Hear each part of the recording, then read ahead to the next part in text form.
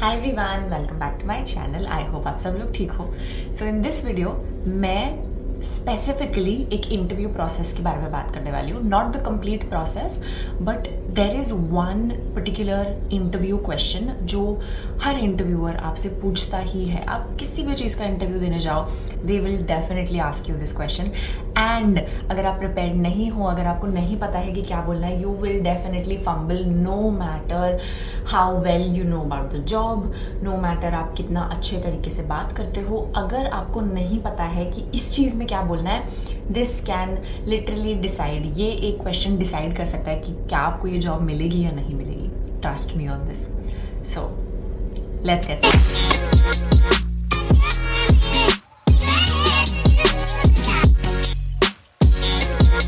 Tell me about yourself. We've all heard this so many times. Honestly, मैंने जितने भी interviews दिए हैं, मैंने हर इंटरव्यू में ये क्वेश्चन सुना ही है।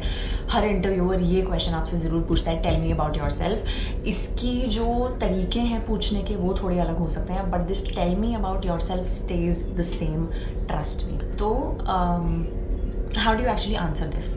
You don't have to start from the beginning, from your childhood कि मैं जब पैदा हुई तो मुझे ये करना था, फिर ये हुआ, मैं यहाँ पैदा हुई, ये लोग हैं मेरी फैमिली में, ये है वो है, जो भी।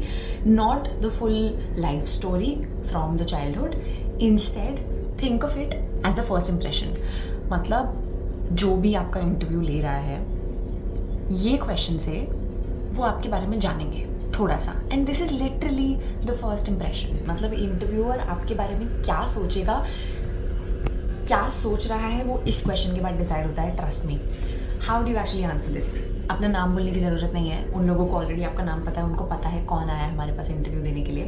And plus they have everything in your CV also. उनके पास आपका CV है, and you know it has everything, but they just want to hear from you a little bit आपके बारे में। तो आप अपनी पढ़ाई से शुरुआत कर सकते हो कि मैंने यहाँ से ग्रेजुएशन की है, मैंने ये कोर्स किया है, मैंने यहाँ से स्कूल में पढ़ाई की थी, ये सब आप बता सकते हो। Of course your college, your school, any other course that you done. And उसके बाद यू कैन टेल देम कि आपने अगर कुछ आपकी अचीवमेंट्स रही हैं कॉलेज में, स्कूल में, आपने कहीं किसी डिबेट में पार्टिसिपेट किया था, किसी स्पीच कॉम्पिटिशन में पार्टिसिपेट किया था, आप जीते थे, जो भी, you know, all these things you can tell them about your co curricular activities. Don't say I like cooking, ये वो फलाना, ये सारी हॉबीज़ बताने की ज़रूरत नहीं है। हॉबीज़ आप बता सकते हो if it's something related to the job. Otherwise, stick to your education and your achievements. And trust me, it is done. It's as easy as that. Let's see an example of how you actually have to respond to this. I'm from Delhi. I completed my graduation from Delhi University in 2021. I completed my schooling also from Delhi, and I have taken part in multiple debate competitions, and in college I took part in a speech competition in which I won second prize. I have always been interested in traveling. I love to travel because I love to know about different people, their culture, and just interact with them. That is something that I absolutely love, and which is why I think I'll be perfect for the job. See, so this was an example for someone who wants to go to the customer service industry, who wants to go in the customer service industry. क्योंकि customer service industry में usually it's related to travel या कुछ भी, and you know, communication, not even travel, communication से related होता है और किसी चीज़ से। So this was just a very small example.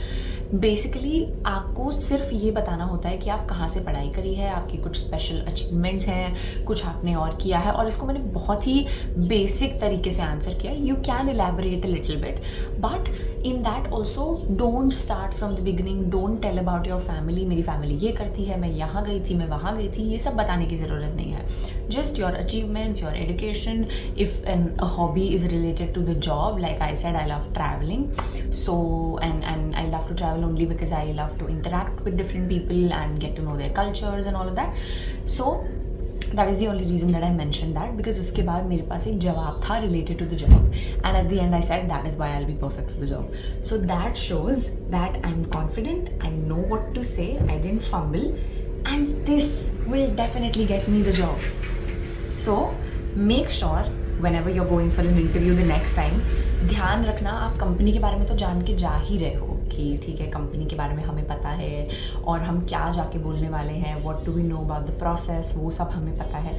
But you should be ready with the answer to this question, tell me about yourself, so that you definitely get selected.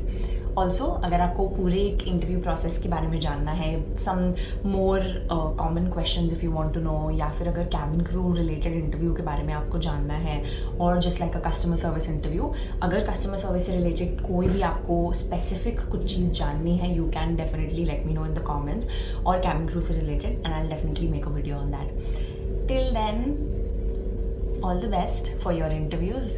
Keep preparing, keep learning, and I'll see you next time.